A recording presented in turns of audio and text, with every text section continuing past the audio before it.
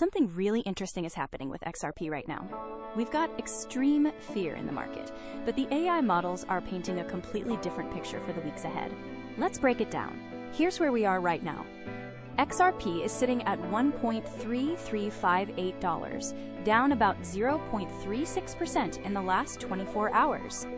Now, you know what I've noticed? Sometimes the most boring days hide the most interesting setups. We're trading below pretty much all our major moving averages. The 20-day at $1.38, the 50-day at $1.40, and we're a whopping 18.69% below that 200-day moving average at $1.65. That's actually significant undervaluation territory, sweethearts. Here's why this number matters. Our RSI is at 43.76, which isn't screaming oversold yet, but it's heading in that direction. The MACD is telling us a story too. It's sitting below the signal line with a negative histogram, so we're still in bearish momentum territory. But here's the thing, we're dancing right around that Bollinger Band middle line. When price gets squeezed like this, well, something's got to give eventually. Now this is interesting. The dollar index is sitting at 99.10, and XRP has this inverse correlation of minus 0.4457 with it. So when the dollar flexes its muscles, XRP feels the squeeze.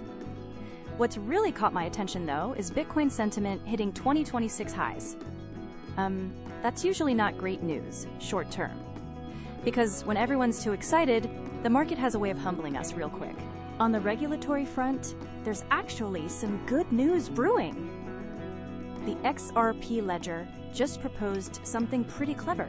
They're working on blocking flash loan attacks. Here's the beautiful part. They're saying these attacks are basically impossible on XRPL anyway because of how the network is built. While other DeFi protocols have lost hundreds of millions to these attacks, XRPL's architecture just doesn't allow it. That's solid foundation stuff right there. The mood right now is, well, let's just say it's not great. Our fear and greed index just hit 23, which puts us in extreme fear territory. XRP search trends are at 25.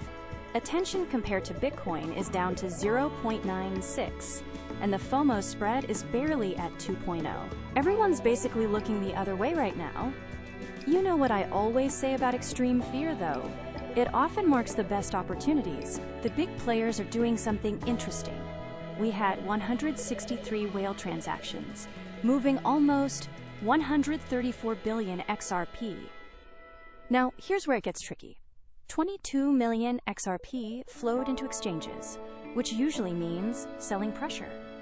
But wait, CryptoQuant is also seeing large movements from exchanges to private wallets. So the whales are, well, they're playing both sides right now. In plain English, we're at this stage. Elliott Wave analysis puts us in a C-wave correction, and the Wyckoff method says we're in the markdown phase A with 44% confidence. Basically, we're still working through this correction, but we haven't found the bottom yet. Don't worry though, these correction phases don't last forever, and once that C-wave completes, we usually see some nice impulse moves up. So what does the AI think? Here's where it gets really interesting. The short-term prediction for tomorrow is $1.5395 with 78.4% upward probability. That's a 15% jump from here. But then, the 7-day forecast shows $1.4633 with only 50.5% probability, so there's some uncertainty in that middle period. The real kicker though, the 30-day prediction is $1.8250 with 64.3% upward probability. That's a 36% gain from current levels if the AI is right. But here's what could go wrong. First, those whale movements I mentioned, 22 million XRP hitting exchanges, could create some serious selling pressure. Second, with the fear and greed index at 23, sentiment could get even worse before it gets better. And that dollar strength? Yeah, that minus 0.44 correlation means if DXY keeps climbing, XRP might keep sliding. Here's my take.